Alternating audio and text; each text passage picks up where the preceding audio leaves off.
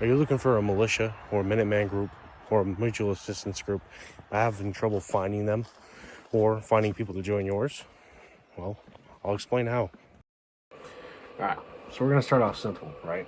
For you, those of you that believe yourself to be incapable of forming a group or may not necessarily currently possess the leadership skills or the funding or the ability to find resources necessary for forming your own group, there are multiple ways to find them, right? So one of the easiest way is to check social media, right? Groups constantly post training videos, compilations. They do these logistical videos where they implant caches. You'll find them on YouTube all the time, right? I know, like, if you're all the way out in Washington, you have the Guerrilla Gang, right? The operational detachment of the Guerrilla Gang, right? So if you're looking for places to receive training, on the individual level, you can go to places like the One Shepherd Institute. You can also look around at your local gun clubs, shooting ranges, things of this nature if you want to learn how to shoot, right? Also, if you want to learn how to camp and do like outdoor stuff, whether that's bushcrafting, whether that's survival oriented stuff, there are plenty of places you can go and search online, right? Just go and type in bushcraft or survival training on the internet, and there should be plenty of results that come up. Just make sure that you thoroughly vet and research them, through YouTube and various means. Make sure that they're credible and that you're going to be learning useful and reliable information, right? Another great way you can go find people, right? Or find pre-existing groups is you want to check your gun shows, right? Your shooting competitions. You want to check your training areas, like for instance, you go to One Shepherd or you go to these other training areas. Sometimes there's groups. They may not be mutual assistance groups, they may not be militias, they may not be Minutemen, right? But they're going to be groups of dudes, right? Usually 2, 3, 4 guys that go out and train. They go to the range, they go to the flat range, they may go hiking every now and again, they may do some other stuff, right? But they may not necessarily provide you with all the things that you need to know. However, you can either slowly ease them into doing so, right? Or you can just use them as a training aid that's readily available, right? So, now that that's out of the way, let's go into starting a group, which is way more complicated and arduous, and an arduous task, right? So your simplest and easiest way, right, is you're going to want to start with your family and your friends, right? Start with your close family and friends, right? So you want to propose the idea, right, of building a mutual assistance group or like a setup so you guys can train together, right? So you don't necessarily need to go up and walk up and be like, hey, you want to start a militia, you want to start a mutual assistance group, right? No, it doesn't necessarily need to be like that. All you need to really do is be like, well, you pose a situation. So it's, well, say the North Koreans, they invade, right? You get a Red Dawn scenario. What would we do, right? And then you start this conversation, right? And this can lead in and a snowballing effect, right? And build up into this cell where you can build a group, right? You can start training with them, right? If they still don't like the idea,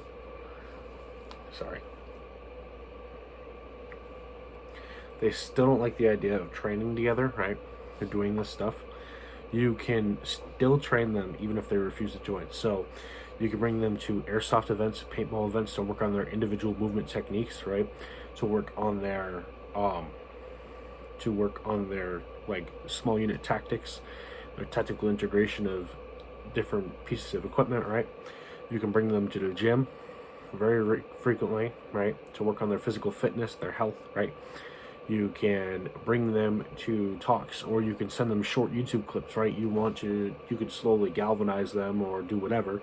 So that way they slowly start to get into that idea of thinking, right? That once shit hits the fan, they're on their own. They're reliant on themselves, right? So you want to make it so it's kind of begins to be their own idea of joining or forming said group, right?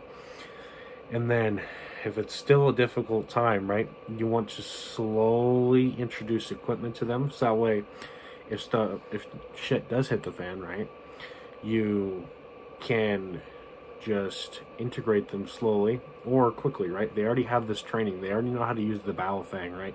The UV5R. They already know how to use their weapon system. They already know how to put on load-bearing gear. They already have load-bearing gear, right? They already have maybe a go bag, right? Their job is to get to your house, right? That's the simplest and easiest thing you can do, right? Is convince them that, hey, you need a 3-day kit for power outages, or you need a go bag just in case there's a wildfire, or you're going to get flooded or out, or there's hurricanes, so you can come up to my home, right? Things like that. And then it's then usable for them to move from their home to yours. You just want to make sure you have extra supplies and things set aside in the case that that does happen, right? So another great way to find groups of guys, you can either go find pre-existing groups like I have, or build your own group, locally, as I have also done, right? You want to go on to places like Risky Kriski's Telegram channels, or the PNW Guerrilla channels, or the Security Guy 42 channels, right? And you want to go on their location check-ins, right? They do this weekly, right? They will tell you, post the nearest city that's in driving range, right? And the nearby people in your state will meet up, right? So there's many tri-state groups, right? So there's like a Pennsylvania, New York, New Jersey, and then there's a Maine, Vermont, I think New Hampshire, things like that. There's groups, so there's like these big Texas groups, or there's these North Dakota, South Dakota groups. There's the West Virginia guys, right? So you can slowly find these groups, and even if they're not the the militia Minuteman type, right, they're still excellent training aids and tools, right? Even if you're not going to be actively doing things with them, right, you may even have a guy that lives close by, right, that you can train with and integrate into your small group as need be, right? But these guys can be, I don't want to say used, because it's not what we're attempting to do here. People are an asset, but they're not objects, right, to exploit. You can help them train you, and you can help train them, and it helps.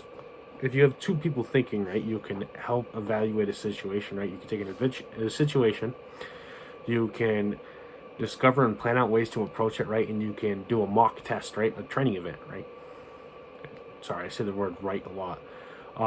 You can take that and encompass it and do like a war game, or you can do a training event. You could do all these things with these people to help make you a better and more effective fighter.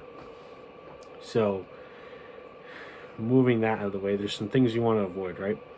You want to avoid these big group meetups. You'll see them all the time. You'll have like the Proud Boys and like Patriot, Front Feds, you'll have all these different groups that claim that they're patriotic, or that they're training together, right?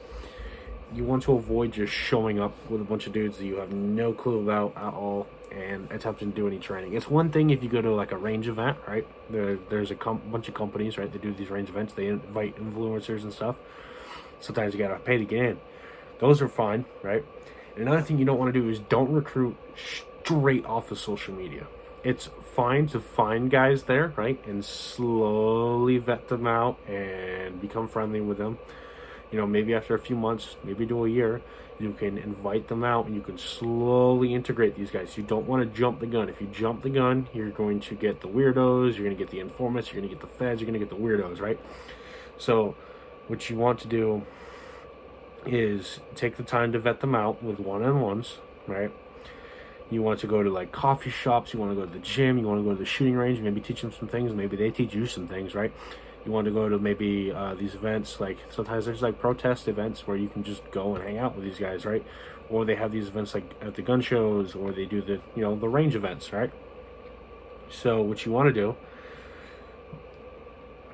is slowly get to involve yourself in their life. You want to go to like, occasionally you want to invite them to your barbecues, things like that. You want them around your family, right? And then you have them invite you over and be around their family. That's a great way to sort out and get rid of most federal agents and things like that, because it's rather expensive and difficult for them to put together a well-maintained cover story of having a family and everything else, and also root out informants and the weirdos, right? Usually weirdos don't have a family. So great way to do that. Then what you want to do is you want to invite them to your training events. So you want to do some difficult training, because you need to be doing so anyway. You should be training with your guys at least, I would say at least bi-monthly to be effective, right? So what you want to do is do hard training events. So you want to do like, 10, 12 mile rucks. You want to do like a 2-day SEER event, or like a 3-day hike in, hike out camping event, right? Where you're in with all your gear, you're shooting at targets, you're running and gunning, right? You want to be doing PT and physical activity, right? Because, there's a lot of guys that are lazy. You want to sort them out, right? Now, if somebody is, for instance, they're really enthusiastic, they're extremely passionate about it, don't just discount them just because they can't do the physical stuff, right? Physical stuff can always change, right? So even if they're elderly, they can still have knowledge in their head that's useful to you, and they can help train and build upon your guys and your team, right? So you don't need like all these guys that also, they don't need all this gear, right? Or training, or they don't need like the weapon system necessarily that you already have, right? So what that means is you don't necessarily need the guy that spent 20 grand plus on his kit, right? And he does the, the constant internet clouding, if that makes sense, or always on the internet posting pictures of his kit, things like that, right? He's always at airsoft events. Think your MEAL Team 6 guys, right? Or your like tech bros that have spent stupid amounts on their kit, but they don't even know how to fucking filter or purify water, right? You could still train and get those guys in, but just remember that sometimes their arrogance and their difficulty to work with might prevent you from training and making them a valuable asset. I would highly suggest you look for the passionate and poor, right? So these are your guys that are maybe 17, 18, 19, 20-year-olds, right? They're just out of high school. They may have a part-time job, something simple, right? But they want something to do. They want to be a part of a group. They want to be a part of something bigger than themselves, right? They want, the attention and the brotherhood that comes with being in a part of a group. So what you should look out for is these guys that are really passionate about these things, but they might not have the stuff to train with or have somebody to train with. Now, I would highly suggest you do set age requirements. So I would definitely don't do anybody below the age of 16, unless it's, they're accompanied by like their father or something. If they're like 15 or 14, I would really err away from that. It doesn't, look good from a PR perspective. If you want to integrate them into your auxiliary forces, whatever, that's fine. They can still show up at training events because they're going to grow up into it eventually, right? So also, I would avoid the very old, right, in your main group, right? You can have auxiliary guys that are great assets. They show up to training events. They teach you all these things. You got like all these old Korean War vets and these non-vets and the Gulf War guys. The Gulf War guys are usually in their 40s, right, almost approaching 50s. But they have possessed valuable knowledge, experience, and training that is very useful to you. And many of them are usually retired and they want things to do. They would rather see guys like yourself out there training, working on themselves, making themselves a better person, and they would like to be a part of that again. So, in general, I would just say to take the time to know your guys, know your recruits, right? Slowly work your way and integrate them into your group, right? And look for the passionate, right? The dedicated, the tenacious, right? And then as you integrate them, you want to make them work for it, right? The nefarious usually avoid work, right? They want the easy, low-hanging fruit that they can just grab and screw over. So the more work you make it, and the longer they're around, it's harder for them to keep up a lie, or harder for them to be weird around you without you noticing. This makes it easier to get rid of, the unwanted. But I believe that's everything so far that I've said that needs going over. If you guys have any other, comments, questions, concerns, or anything you want to point out, or things you'd like to add, I would like you to put them down in the comment section. Make that a place of learning for everybody. It's going to be should be a way to teach and learning and work amongst each other and confer, right? But yeah, I believe that's it.